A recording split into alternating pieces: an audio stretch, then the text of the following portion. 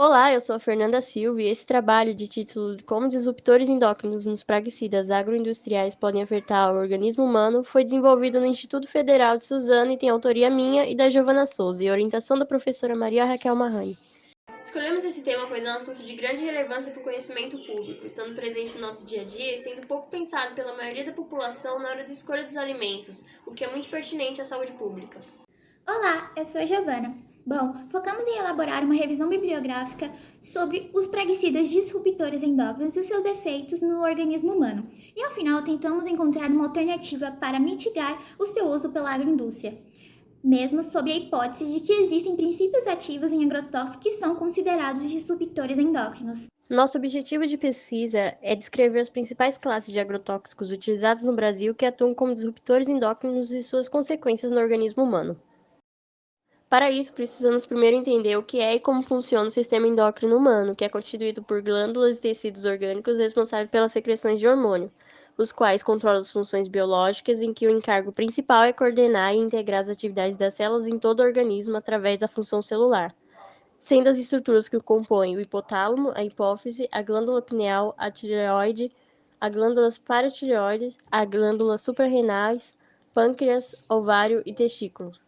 Daí então aprofundamos as pesquisas sobre agrotóxicos, cuja definição pela OMS são substâncias capazes de controlar pragas como insetos, fungos, ácaros, roedores e plantas indesejadas nas plantações, possuindo cada um finalidades específicas como acaricida, carrapaticida, fungicida, herbicida, inseticida, nematicida, raticida, vampiricidas e também possuindo diferentes graus de toxicidades classificados em 4 classes, que apontam a identificação do risco referente a uma substância química que pode atingir o organismo por contaminação por contato direto, indireto ou ingestão de água e alimentos contaminados, podendo haver acumulação na cadeia alimentar, chamada de bioacumulação.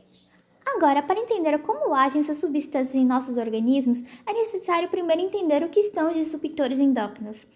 Os disruptores endócrinos são substâncias químicas que podem interferir no sistema endócrino de humanos e de outros animais, ou seja, desregulando a atividade natural das glândulas hormonais, podendo alterar o crescimento, reprodução e principalmente a saúde dos indivíduos expostos a essas substâncias desreguladoras. Podem ser encontrados em muitos produtos da vida cotidiana, como plásticos, revestimento interno de latas, detergentes, embalagens de alimentos industrializados, brinquedos, cosméticos e agrotóxicos, que é o nosso tema. Listamos 18 dos princípios ativos em agrotóxicos mais comercializados em nosso país, com suas respectivas finalidades, grau de toxicidade, órgãos-alvos e mecanismos de ação, resultados obtidos através da Associação Brasileira de Defensivos Pós-Patente, AENDA 2020.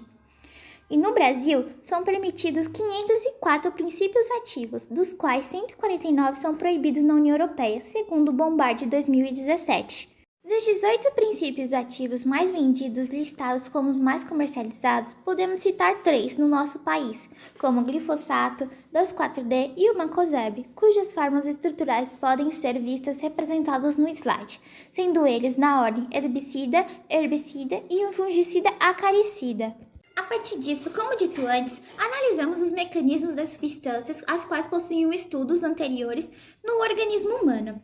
e oferecemos uma possível alternativa por meio da revisão bibliográfica, sendo ela a agricultura orgânica, que nega tudo que é proveniente da indústria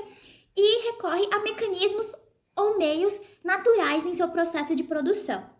Ou seja, existem sim meios alternativos menos prejudiciais ao nosso organismo, mesmo que ainda não existam estudos sobre os princípios ativos e os seus mecanismos de ação no organismo. Nossas considerações finais foram que esse tema é pouco conhecido pela população, mesmo sendo de grande relevância para a saúde pública, podendo ser interessante a divulgação deste para a população em geral.